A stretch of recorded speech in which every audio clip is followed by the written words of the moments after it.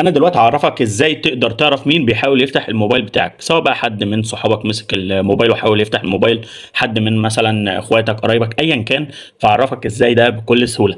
وفي طبعا تطبيق تاني بس للاسف بفلوس. التطبيق ده بيقدر لو موبايلك لا قدر الله اتسرق او حصل له اي حاجه وحد حاول يفتح الموبايل بتاعك، بيجي لك الصوره بتاعت الشخص على الايميل بتاعك.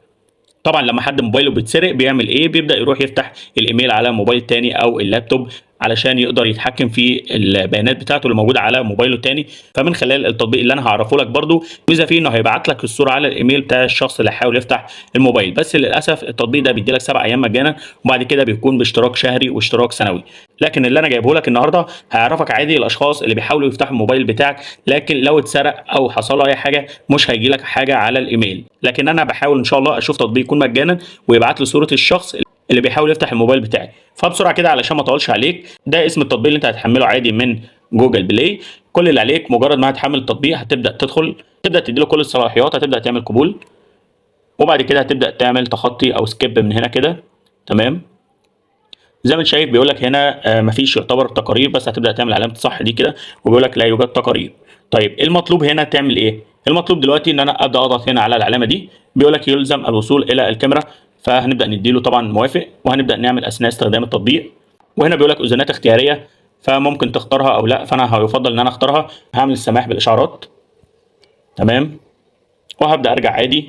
انا كده المفروض التطبيق بقى شغال معايا. لو جيت اقفل التطبيق خالص كده وحبيت اقفل الموبايل بتاعي كالاتي، وحبيت مثلا ان انا افتح الموبايل بالشكل ده، طبعا هكتب اي حاجه غلط. سواء كتبت غلط صح هيجيب لك صوره الشخص اللي بيحاول يفتح الموبايل بتاعك. فانا دلوقتي ابدا افتح الموبايل بتاعي. تمام. وهدخل على التطبيق. جاب لك نجح الغاء قفل الجهاز. سواء بقى نجح او مثلا فشل، هيجي يقول لك نجح او فشل، وفي الحالتين هيجيب لك التوقيت بالشكل ده، وهيجيب لك صوره الشخص اللي حاول يفتح الموبايل بتاعك. الصراحه تطبيق كويس جدا، والاحسن زي ما انت شايف فيه صوره هيليه. تمام. الاحسن طبعا التطبيق الثاني اللي انا قلت لك عليه، بس للاسف مدفوع. يعني هعرفه لك برده لو حد حب ان هو يستخدمه. وهحاول زي ما قلت لك اجيب لك نسخه مجانا منه، بحيث لو الموبايل لا قدر الله حصل له اي حاجه الصوره بتاعه الشخص تجيلنا على الايميل. فهبدا اكتب كده. ده اسم التطبيق زي ما انت شايف.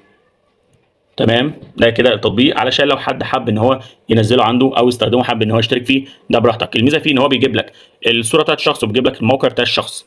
هوري لك لما استخدمت التطبيق ده، هوري لك الايميل اللي جالي.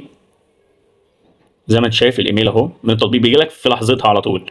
ده بيقول لك وقت الالتقاط كان امتى؟ السبت نوفمبر، كان امبارح. وبيجي لك توقيت. بيقول لك فشل زي ما انت شايف كده، ما عرفش يفتح الموبايل وجالك. سواء بقى فتح الموبايل ما جالكش هيجي لك زي ما قلت لك. وبيجي لك طبعا ايميل بالصور، يعني لو لا قدر الله الموبايل بتاعك اتسرق تقدر تنزل صور الشخص ده على الفيسبوك، او تروح تعمل محضر في الشخص اللي سرق الموبايل بتاعك مش عاوز يرجعه.